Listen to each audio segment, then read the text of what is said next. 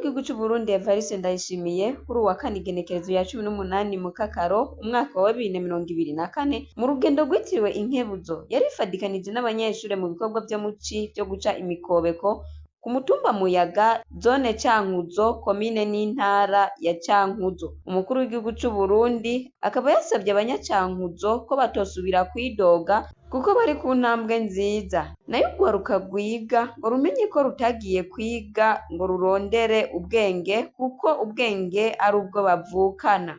Abantu tuze turimenya, twebwe abakera twakuze nabi tutazi ico twokora.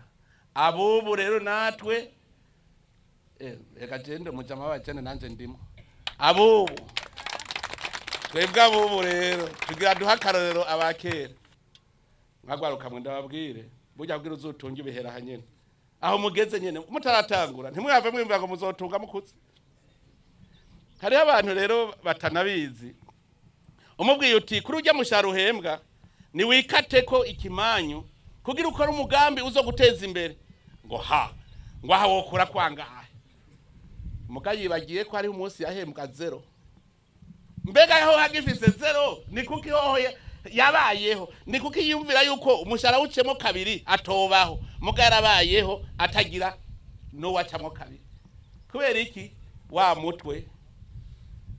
mutwe bawize ubumenyi ntiwigeze ukarisha ubwenge bwawe. Igihugu c'abatanu ubuke jarene haramaja ko hari kwisi none hari inyegeje. Kubera iki mwe muri jarene ntimubibone? Reka ndazi ko mukuba mumpaririza. Kubera iki mutabibona? No kubera Imana yaciye hashira abamarayika bafise inkota z'umuriro bahakinga. Novuga we naho ubuhahagaze ntuhabona. Nico gituma kakabaga ariko ndabibira najewe sinzi ngene ndabimenye nagiye numva binzamo nca ndaraba hasanga Burundi no murima wa Edeni. Ntushobora kubona rero utarose uko ibiryo banga. Nico gituma akaroro none kantuze abadagi kuva mu budagi murazi ubudagi buri marimari no mu Burundi nta kintu bari baje kwaronde. Twumvikana iyo haba mu Burundi ataki hari bari kuva mu budagi marimari no ngaha mu Burundi atakintu baharondera. Ababirigi n'ububirigi yo buri marimari no ngaha ngo barafasha igihugu. Mwaraye mubibonye hajya yene mu Kirundo aho bimba Ubutare baciye basiga bahanyegeje ngo ntiduze dufete abanya aho umuntu hanyegeze ibintu wawe nyene ntuze. Oyumvire kubera iki yarazi ko yajeje kudukoropa mu mitwe atabwege tukigira acarafurira ashirako nibeto acarafurira acatera ko ibiti acavuga ngo kuva ubu habaye reserve naturelle uzohonyorayo azohanwa.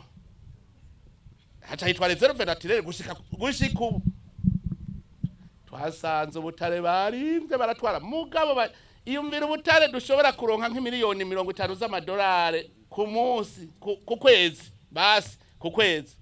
Mugabo bagaca bemera ngo nzoza ndaguhifashanyo mu mwaka ndaguha miliyoni 10 z'amadolari. Mugabo ntuzubone bijya vyiwawe uzuga umusega kandi bazi ko tubifise.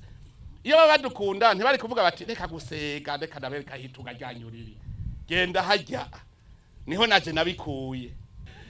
Abarundi rero kubera ya myidogo ari abantu bihebuye barihebuye neza bariyakira twari dukenya ha mu mutwe ubu twakanuye dukomera amashimana yacu.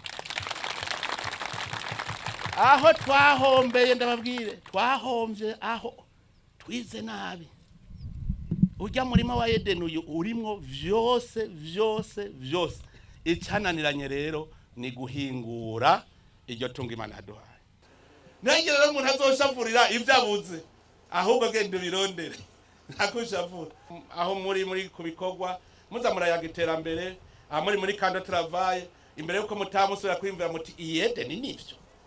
Hajya muri ko murakora rero mwagaruka muze uravuga sha bijyafutse nivyo reka tusubire turabe mufate ikarata y'u Burundi muyirabe uzasha musanga mwese ofise morale yo ugenda imbere mukavuga dukora ikibaye ati buryo wogira iki nticokunda muza mubona mwagiye. None rero ico dusaba Imana nuko yohezagira Burundi nkuko yamye buhezagira ihezagira abarundi kugira ngo tugume tubona heza tuja. Murakoze mwese Imana igahezagira. Boniface Banyiyezako buramatari w'intara ya Cankuzo Mw'ijambo ry'ikaze yamenyesheje ko abenegihugu bari ku kivi, ariko naho biruko yamenyesheje ko bafise ibibazo vy'amabarabara mwamwe atameze neza, umuyagankuba hamwe no kubura amazi. Umukuru w'igihugu c'u Burundi Evariste Ndayishimiye akaba yavuze ko ikibazo c'amazi n'umuyagankuba arivyo bigiye kwihutirwa kuko binagaragaza iterambere. Abamenyesha ko n'amabarabara nayo nyene bazosanga yakozwe kuko imbere ari heza. Radio televiziyo